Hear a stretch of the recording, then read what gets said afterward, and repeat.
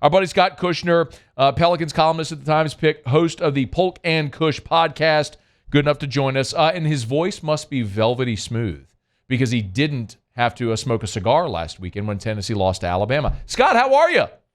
Oh, thanks, Matt. I appreciate that. I was actually in the gift shop of a hotel in Fort Lauderdale, and I was like, oh, man, am I going to have to buy a pack of cigarettes in front of my wife? And then turned out didn't have to. Nope, you didn't. Wait, so is it $7? Is it a standing practice there among Vol fans that if you don't have a cigar, that a cigarette is sufficient?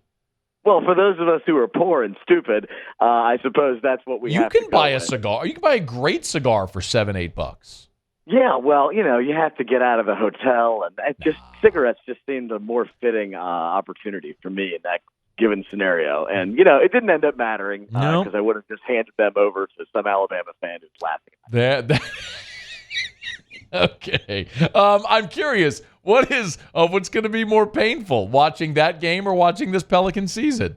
Oh, man. At least people cared about Tennessee losing. I've never seen – I mean, you've been around for a while and you've been doing this, and obviously you're in Baton Rouge, so it's a somewhat different markets. I've never seen less anticipation for a season, which is strange because you still have Zion, you still have Brandon Ingram. You have a lot of the same pieces you had last year when everyone was super fired up, and now literally 365 days later, it doesn't feel like anyone cares that this season is starting.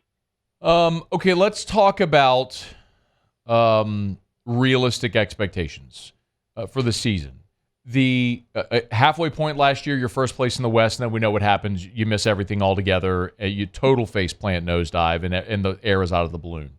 Where are expectations right now? I'm not talking about fan expectations. I'm talking about realistic expectations for this team. I think they would be thrilled if they can get in the playoffs and be able to kind of sell that this group can play together and they can win a little bit together and they can make a little bit of noise. I think that's 90% of what they want to do. More than anything, I think they just want to see what they have because you've been having to kick this can now for 2 off seasons of trying to figure out if you have a good team because you don't honestly know.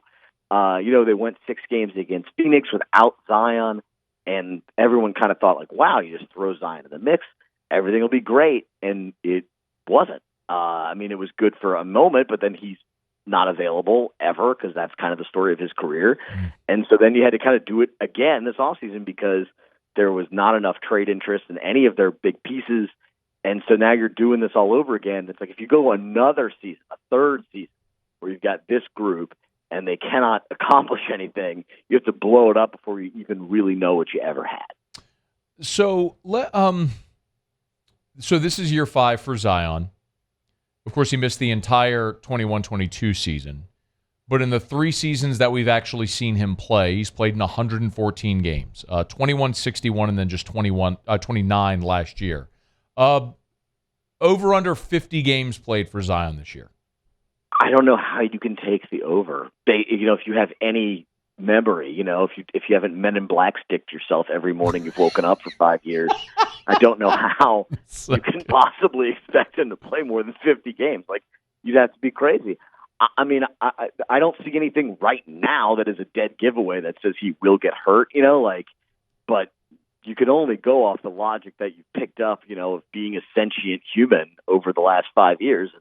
This is what happens. He gets hurt. He's puts a lot of strain, and they're all the injuries are basically the same as far as they're all lower leg injuries. And until you see him go 4 or 5 months without getting hurt, I think everyone's going to hold their breath every single game and be like, all right, well, when's the other shoe going to drop? And so I think he's capable of doing it. I think hopefully they've got the training. They did fix things that are important, like they got a new training staff in there, which hopefully fixes that relationship to some degree. They've kind of, they've changed their philosophy a little bit when it comes to allowing him to play when he's a little bit more injured. There's things that are in place to allow it to be better, but ultimately, if he hurts his lower leg, he's going to be out for a while. But he hasn't done that yet, so fingers crossed. I suppose that's my answer. That's high Big J journalism, right? I mean, it's as good an answer as I think we'll find. Okay. Other injuries of note as they start the season. They're going to be shorthanded. Let's walk through Jose, Najee, Trey, all being out here to start the season. What that means short and long term. I mean, short term, you're going to have to lean on your depth, which they've had to do last year, and it didn't work very well. But you also didn't have your top line guys. Jose Alvarado, missed a very large part of the end of the season last year, and they kind of, from what I understood, they were sort of expecting him to be back for now, and then there was either a re-aggravation or it didn't heal the way that they thought it was going to, and now it's going to be at least 2 more weeks for him. The Najee Marshall injury, I genuinely have no idea how long it's going to be. I don't think that's particularly serious. And then Trey Murphy, all indications are that rehab is going the way it's supposed to, which would allow him to come back, I think sometime around Thanksgiving is what they're hoping. But basically, yeah, you got to lean on missing, a major defensive piece off the bench, and really your probably your 3 best guys off the bench, depending on where you put Najee Marshall in there. But it's tough. I mean, they're just going to have to lean on a lot of guys who have not been very productive in the NBA, like Kyra Lewis, who I think a lot of people like as a player, but has never done anything really for prolonged stretches of time to make anyone feel comfortable that, you can turn to the bench for those, 12, 15 minutes a game and get what you need out of that position. So at that and losing Trey Murphy, you just lose a lot of shooting. And this team needs to shoot threes in the worst way, especially with Zion and Ingram on the court. And I don't know who's going to make them, quite honestly. Yeah. This is a place where tonight the Pelicans against the Grizzlies, they've not had a lot of success, and the Grizzlies have kind of had New Orleans numbered on the road there in Memphis. But no John Morant tonight. So what do we is Ja officially out for this game? John's out for, I believe it's 30 games, 25 games. 30, and then and Adams, did I see, is he out tonight as well? He's out for the season. He's out for the season. That's right, with the knee injury. That's right. Yeah. Okay. So no Ja, no Steven Adams. Surely they should be able to go on the road and win this game. If they look anything like the last time we saw Zion play, if they look anything in that realm, the Grizzlies are missing 3 starters. You should be able to go and win this game. But no one, and I mean no one, has any faith that what they're going to see is the product that we left off at the start of 2023, and that's why they're like a 1-point dog tonight, despite Memphis basically having no star power in their lineup. And so it is it's just opaque. I mean, nobody quite knows what to think. If you were to line up the 2 starting lineups next to each other, it feels very obvious which team is more accomplished at this point, and yet the Vegas usually isn't that far off in the NBA. So they're kind of throwing it as a toss-up. I think it's a 1-point spread. Maybe it was 1.5 this morning. So I'm looking at 1.5 right now, yeah.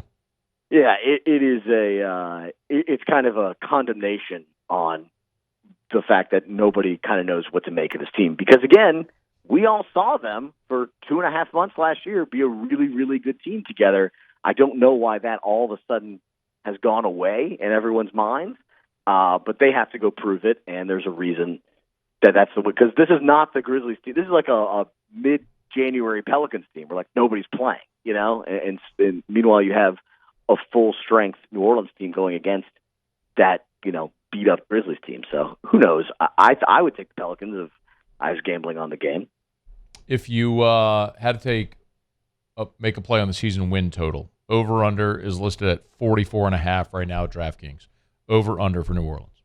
I think I've seen too much, man. It's like going the second tour of duty, the war. I've seen too much. I've watched this team too often. I cannot tell anyone to. This man is a Pelicans, Tulane, Saints, Tennessee Vol fan. You are so jaded. There is not a single glimmer of optimism that exists in your bones. I've seen the mangled bodies across the beach, Matt. I know. I can't believe that humans are still good. This is.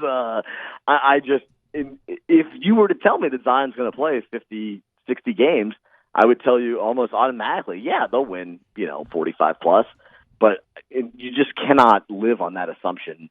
To bet that line is kind of crazy because you're essentially betting on health, and nobody knows how that's going to go. But yeah, this is going to. Here's what I will say: I don't think New Orleans is going to be a team that's going to punt regular season games. A lot of teams they play against will be punting regular season games once you get across January, whether they be tanking or whether they be resting guys or whatever it might be. There's just no emphasis in the regular season right now from most of the West. A lot of those teams are either eyeing completely toward the playoffs or completely toward the lottery. So they can rack up some easy wins if they're healthy because they're going to be playing a lot of teams that don't value the regular season the way that this team will value the regular season. He is Scott Kushner on Twitter at Scott D. Kushner. Give him a follow. Make sure you subscribe up to the Polk and Kush podcast. Hey, man, enjoy the season. We appreciate it so much. We'll talk soon. Thanks, Matt. Let's beat Kentucky. How about it?